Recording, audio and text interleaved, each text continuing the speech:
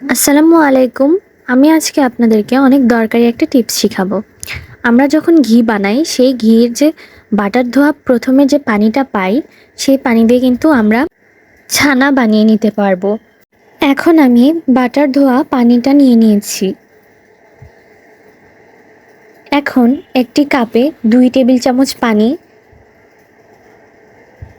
২ table চামচ vinegar add করে নিব এবং ভালোভাবে মিশিয়ে দুধ গরম হতে দিব।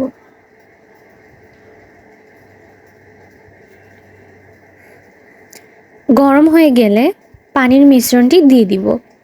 এখন দেখুন কিভাবে ছানা কেটে এসেছে। আস্তে আস্তে নাড়তে থাকবো। এখন পাতলা কাপড় দিয়ে দুধের ছানাটা ছেঁকে নেব। ছানাটা অনেক ভালোভাবে পরিষ্কার করে নিচ্ছি।